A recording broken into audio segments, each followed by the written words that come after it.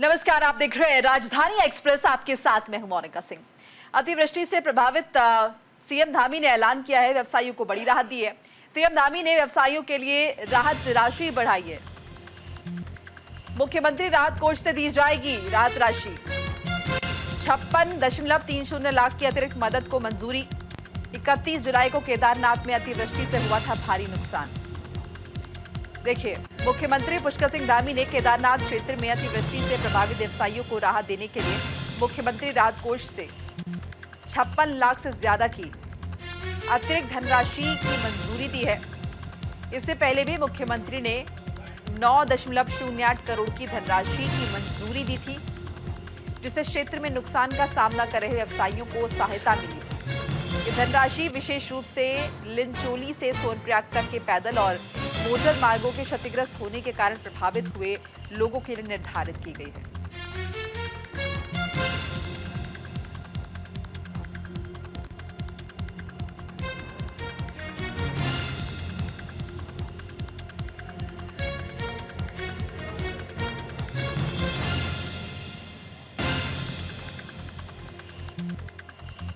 तो प्रभावित व्यवसायियों को बड़ी राहत मुख्यमंत्री की तरफ से।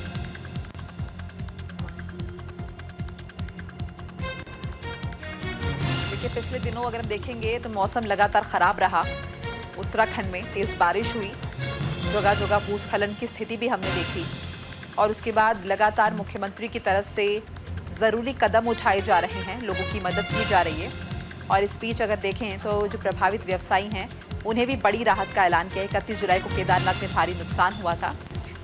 ऐसे में जो व्यवसायी हैं उन्हें बड़ी राहत दी है सरकार द्वारा और राहत राशि जो थी उनके लिए वो बढ़ा दी गई है। मुख्यमंत्री राहत कोष से ये राहत राशि दी जाएगी। 56 लाख से ज्यादा के अतिरिक्त मदद की मंजूरी जो है वो मिली है। देखिए, जिक्र 31 जुलाई की घटना का खास तौर पर करना चाहेंगे, जब केदारनाथ में भारी तबाही देखने को मिली थी और कई रास्ते भी इससे प्रभावित हुए थे। ऐसे में सीधा जो असर है वो व्यवसायियों पर भी पड़ा था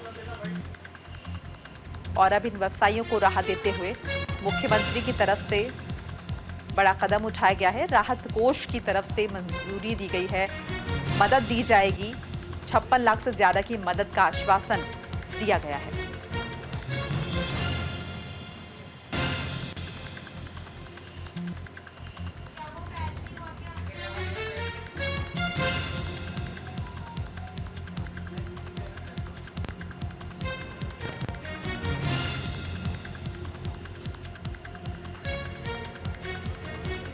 कि 31 जुलाई को केदारनाथ में भारी नुकसान हुआ था। प्रभावित व्यवसायियों को बड़ी राहत का ऐलान किया गया है। सरकार की तरफ से राहत कोष से ये मदद दी जाएगी। जो राहत राशि पहले सुनिश्चित की गई थी, उस राहत राशि में भी इजाफा किया गया है और मुख्यमंत्री राहत कोष से ये मदद दी जाएगी। कोशिश की जाएगी कि ज़्यादा से ज़्यादा जो लोग प्रभावित रहे हैं, व्यवसायी जो प्रभावित रहे हैं, उन्हें मदद दी जा सके। आर्थिक सहायता का ऐलान किया गया है।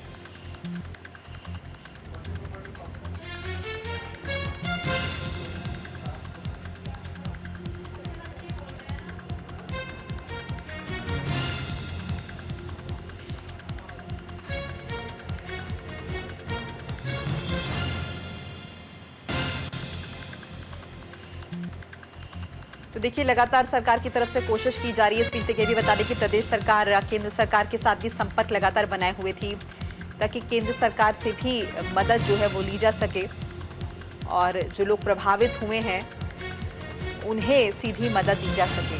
ज्यादा इन्फॉर्मेशन के लिए हमारे साथ जुड़ चुके हैं हमारे सहयोगी अनुज अवस्थी। अनुज, जिस तरह से जो प्रभावित लोग हैं उन्हें मदद देने की बात कही गई और ये कहा जा रहा है कि राहत राशि बढ़ाई जाएगी, क्या कुछ इन्फॉर्मेशन आपके पास साझा कीजिए। बिल्कुल, मुख्यमंत्री पुष्कर सिंह धामी ने केदारनाथ प्रभावितों को राहत बचाव कार्य के लिए जो है एक अतिरिक्त शुल्क प्रदान किया है, चूंकि लगातार वहां पे लैंडस्लाइड होती रही है और केदारनाथ चूंकि गौरीकुंड सोनप्रयाग से और गौरीकुंड से जंगल चक्की तक, ये तीनों जगह ऐसी हैं जहां पे लैंडस्लाइड बेहद प्रभावित है। तो उनके राहत बचाव कार्य के लिए मुख्यमंत्री ने 56 लाख रुपए की जो धनराशि है वो प्रदान करी है। जो को राहत राशि है वो प्रदान करी है, क्योंकि केदारनाथ मार्ग पे जो है 15 तारीख से फिर से यात्रा की शुरुआत हो गई है। लेकिन जो वहाँ के मार्ग है, चाहे आप जोशी मठ के आसपास देख लो, चाहे आप रामबाड़ा के आसपास देख लो, चाहे आप जो है गुप्त काशी से जब आप काटा जाते हैं तो उस तरफ भी आप देख लें, इन तमाम जगहों पे जो है लैंडस्लाइड, कहीं पे रास्ता बंद, कहीं पे जो है टूट-फूट, कहीं पे मलबा सड़क पे आया हुआ है। तो इन तमाम चीजों से राहत पाने के लिए मुख्यमंत्री ने एक अलग से जो है फंड की व्यवस्था करी है, क्योंकि लगातार वहां से शिकायतें आ रही थी कि ये रास्ता टूटा हुआ है या इस तरीके की चीजें हैं पैदल मार्ग में, क्योंकि हैली मार्ग में आप सिरसी से, फाटा से या गुप्त काशी से आप हैली मार्ग में जा सकते हैं, लेकिन अगर आपको पैदल मार्ग चाहिए तो आपको चलना पड़ेगा। सोनप्रयाग के बाद का हिस्सा है फाटा के आसपास, और फाटा से सिरसी और सोनप्रयाग के आसपास का हिस्सा वो भी प्रभावित है। इसके अलावा अगर बात करें सोनप्रयाग से जब आप चढ़ाई चढ़ना करते हैं, केदारनाथ चढ़ाई की शुरुआत करते हैं, तो वहां पर भी जो है लैंडस्लाइड काफी बड़ी मात्रा में हुआ, जिसके कारण वहां पर जो है पुष्कर धामी ने राहत राशि जो है प्रदान कि वो मार्ग जल्द से जल्द दुरुस्त हुआ है, इसको जल्द से जल्द बनाया जा सके। यात्रा में अभी बिल्कुल अनुज, हमने देखा कि किस तरह से रास्ते प्रभावित हुए हैं, खराब मौसम की वजह से मूसलाधार बारिश हुई है, लैंडस्लाइड हमने देखे, भूस्खलन की भी खबरें जो हैं लगातार साझा हुई। लेकिन इस बीच देखिए कुछ व्यापारियों का भी जिक्र किया जा रहा है, व्यवसायियों का भी जिक्र किया जा रहा है कि उन पर भी खासा असर पड़ा है। तो ऐसे में क्या कोई संख्या है जो चिन्हित की गई है प्रशासन की तरफ से, सरकार की तरफ से कोई आंकड़े जारी हुए हैं कि कितने लोगों को इसका फायदा मिलेगा, साथ ही साथ किस तरह की मदद की जाएगी? क्या फिर से उनका अगर व्यवसाय प्रभावित हुआ है तो उसको फिर से शुरू करने की मदद, इस बाबत अगर कोई इन्फॉर्मेशन हो तो? बिल्कुल, जिस तरीके से आपदा में जो है यात्रा प्रभावित हुई थी, यात्रा को बंद कर दिया गया था, लेकिन अभी 15 तारीख से फिर से यात्रा की शुरुआत हुई है। तो जो व्यापारी थे जिनका काम नहीं चल पा रहा था, उनके लिए मुख्यमंत्री ने राहत राशि उनको भी दी है कि जो इससे प्रभावित हुए उनको भी राहत राशि दी है। चलिए अनुज, आप नजर बना रखिए, फिलहाल के लिए बहुत बहुत शुक्रिया। इस बीच रुख करना होगा हरियाणा का, जहां पर आज बीजेपी का संकल्प पत्र जारी हो रहा है। रोहतक चलेंगे, रोहतक में संकल्प पत्र जारी होने वाला है, के सामने उनका विमोचन करेंगे। अभी मैं इस कार्यक्रम की शुरुआत स्वागत की परंपरा से करता हूं। हमारे प्रदेश अध्यक्ष मोहनलाल कौशिक जी हमारे राष्ट्रीय अध्यक्ष जी को पगड़ी पहनाकर उनका स्वागत करेंगे। ये रखिए आराम से। मैं अभी आप सभी मीडिया साथियों के से निवेदन करता हूं कि वो शांति बनाए रखें। अभी स्वागत हो रहा है और बड़ी शांति से मैं स्वागत की इस कड़ी को आगे बढ़ाते हुए माननीय मुख्यमंत्री जी से निवेदन करता हूं कि वो पटका पहनाकर हमारे राष्ट्रीय अध्यक्ष जी का स्वागत करें। मैं स्वागत की इस कड़ी को और आगे बढ़ाता हूं और मैनिफेस्टो कमेटी के अध्यक्ष माननीय ओम प्रकाश धनखड़ जी से निवेदन करता हूं कि वो बुक्के देकर माननीय राष्ट्रीय अध्यक्ष जी का स्वागत करें। स्वागत की यह कड़ी मैं सभी मीडिया कर्मियों से निवेदन करता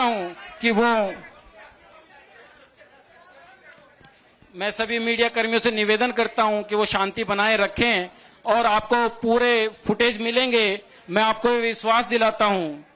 और अभी मैं इस कार्यक्रम को आगे बढ़ाते हुए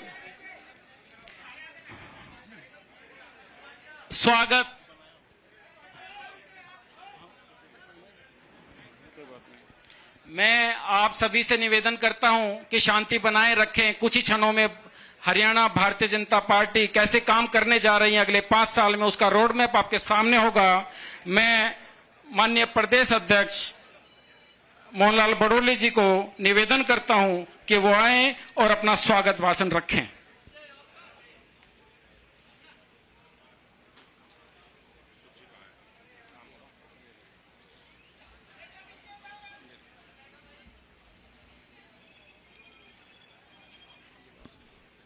भारत माता की, एक बार सभी बोलेंगे भारत माता की, भारत माता की।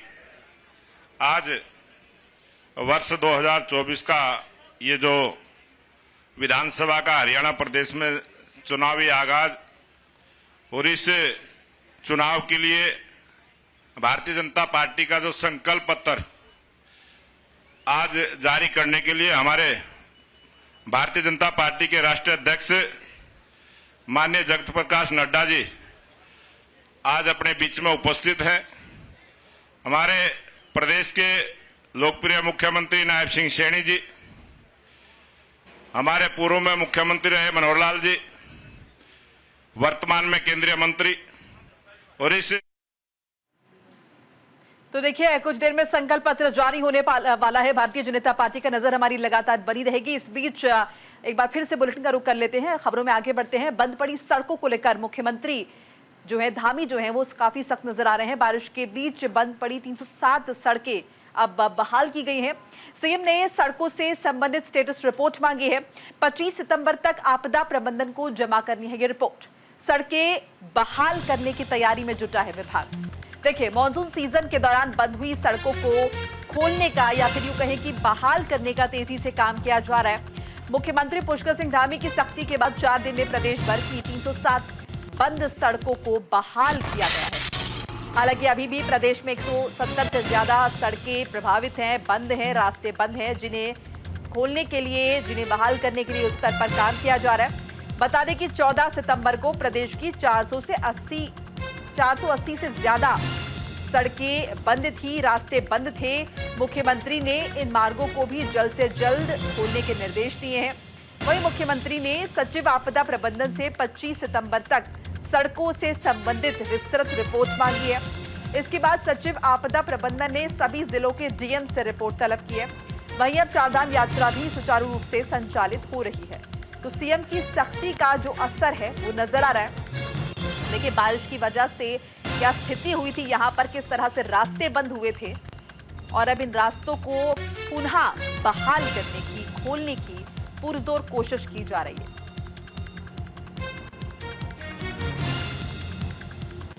चलिए आगे बढ़ जाते हैं। एक देश एक चुनाव को कैबिनेट की मंजूरी मिली है। कैबिनेट के फैसलों का सीएम धामी ने स्वागत कर लिया है। सीएम धामी ने केंद्र सरकार के फैसलों को ऐतिहासिक बताया। पीएम मोदी के नेतृत्व में लगातार आगे बढ़ रहा है देश। केंद्रीय कैबिनेट ने प्रधानमंत्री जनजातीय उन्नति ग्राम अभियान को मंजूरी दे दी है। इसके साथ ही वन नेशन वन इलेक्शन को भी मोदी कैबिनेट की मंजूरी मिल चुकी है, जिसे अब शीतकालीन सत्र में संसद के पटल पर रखा जाएगा। केंद्रीय कैबिनेट में मंजूर हुए प्रस्तावों पर उत्तराखंड मुख्यमंत्री धामी ने खुशी जाहिर की है। वहीं सीएम धामी ने केंद्रीय कैबिनेट के फैसलों का स्वागत किया है। सीएम धामी ने केंद्र के इन फैसलों को ऐतिहासिक बताया। सीएम धामी ने कहा कि पीएम मोदी के नेतृत्व में देश लगातार आगे बढ़ रहा है।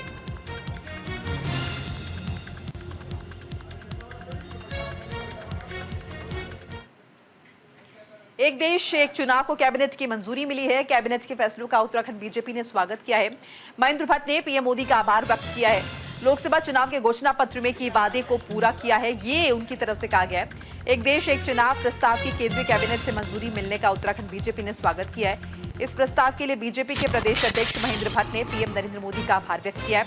उन्होंने कहा कि बीजेपी ने इस प्रस्ताव को रखकर लोकसभा चुनाव में किए वादों को पूरा किया है।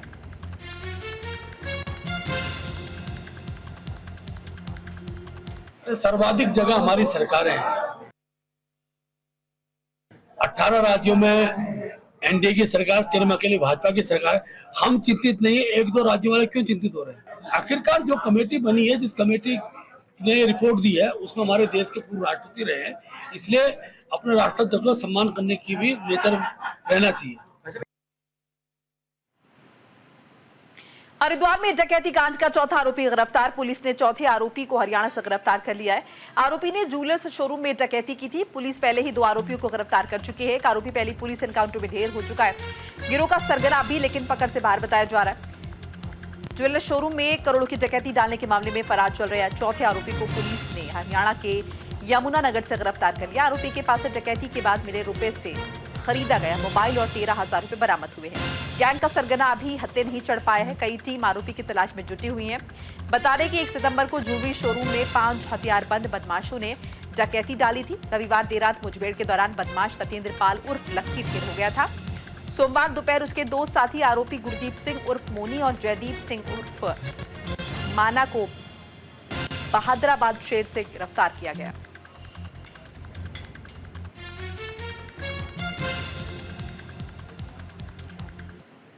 और देहरादून में डीएम की बड़ी कार्रवाई देखने को मिली है। शराब की दुकान में एक ग्राहक बनकर पहुंचे डीएम, सेल्समैन ने ओवररेट में दी शराब, जिसके बाद चालान कटा। देहरादून में डीएम बंसल ने बड़ी कार्रवाई की है। जिलाधिकारी शराब की दुकान पर ग्राहक बनकर पहुंचे थे और ओवररेट पर शराब देने पर डीएम सविन बंसल ने चालान काट दिया। तो देखिए, एकाएक डीएम साहब जो हैं वो पहुंचे शराब की दुकान पर और जब देखा उन्होंने किस तरह से जालसाजी हो रही है, ग्राहकों को लूटा जा रहा है, तो फौरन ना चालान काटा।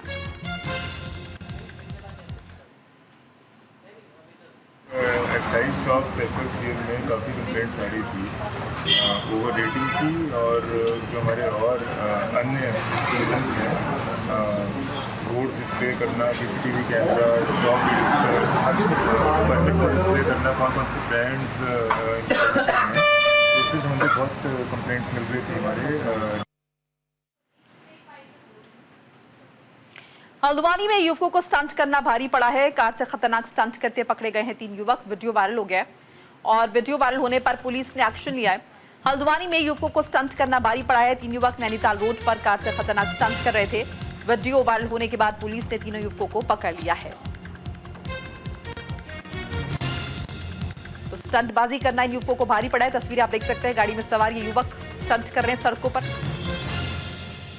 और इन खतरनाक स्टंट्स की वजह से इनकी जान तो जा ही सकती है और आसपास के जो लोग गुजर रहे हैं उनकी भी जान जोखिम में हो सकती है। बहरहाल पुलिस ने एक्शन ले लिया है और इन्हें पकड़ लिया है। आगे की कार्रवाई की जाएगी। क्योंकि वीडियो वायरल हुआ था और ऑब्वियसली मंशा भी इनकी थी कि वीडियो वायरल हो जाए। हालांकि देखिए, वीडियो तो वायरल हो गया है, लेकिन ये वीडियो पुलिस के पास भी पहुंच गया है और पुलिस ने जरूरी कार्रवाई करते हुए इन्हें पकड़ लिया है।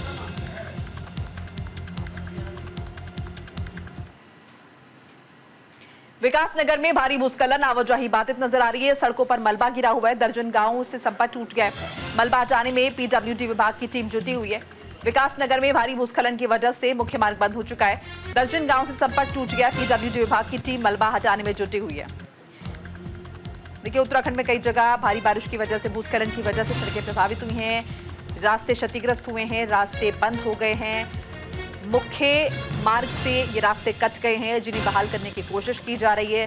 क्योंकि सड़कों पर मलबा गिरा, ऐसे में दर्जनों गांव से संपर्क टूट गया है। लोगों को आवाजाही में दिक्कत आ रही है। लोग एक जगह से दूसरी जगह नहीं पहुंच पा रहे और जो ऑल्टरनेटिव मार्ग उन्हें तलाशने पड़ रहे हैं, उसकी वजह से वक्त बहुत ज्यादा लग रहा है। बहरहाल अब देखिए, क्योंकि यहाँ पर आवाजाही बाधित है और ऐसी कई और सड़कों का जिक्र इससे पहले भी हमने किया, जहाँ पर मुख्यमंत्री की तरफ से आदेश जारी हुआ है और कहा जा रहा है कि जितना जल्दी हो सके इन सड़कों को, इन रास्तों को बहाल किया जा सके। अगर क्षतिग्रस्त हैं सड़कें तो इन्हें ठीक किया जाए, मलबा हटाया जाए, ताकि फिर से ये जो व्यवस्था है यातायात की, ये सुचारू रूप से चल सके।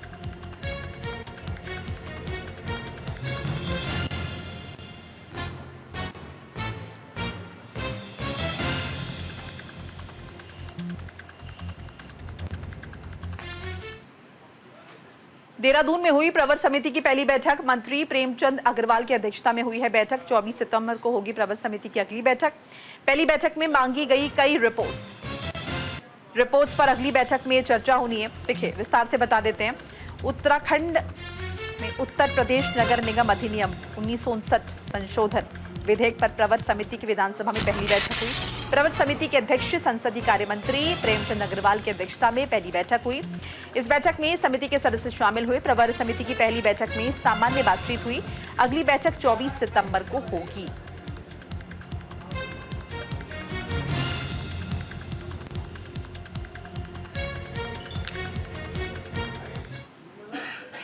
और वही देखिए, रुड़की में चला बड़ा हादसा। सालापुर गांव में गिरी है शमशान घाट की छत।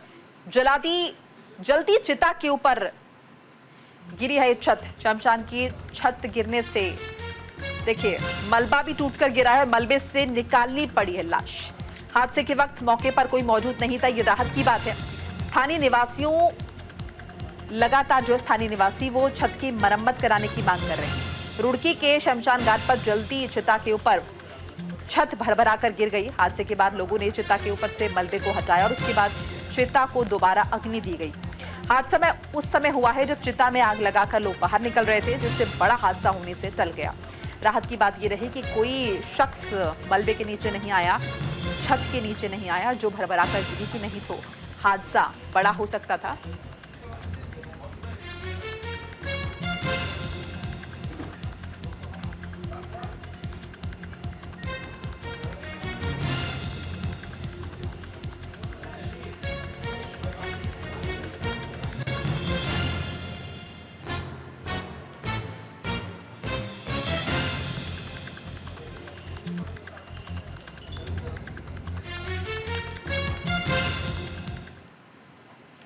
और हरिद्वार के कनखल में हाथियों को एक झुंड देखा गया है। स्थानीय निवासियों ने बताया कि ये झुंड जंगल से भटककर रिहायशी इलाकों की तरफ आ गया है। हालांकि हाथियों ने किसी तरह की हानि नहीं पहुंचाई है, नुकसान नहीं किया है, धीरे धीरे जंगल की ओर वापस भी लौट गए हैं।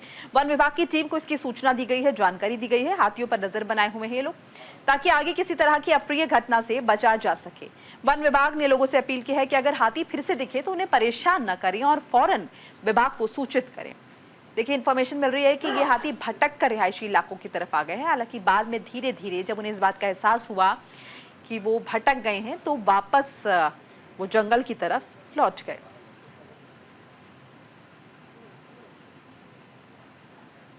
और इसी के साथ ही राजधानी एक्सप्रेस में फिलहाल इतना ही। नमस्कार।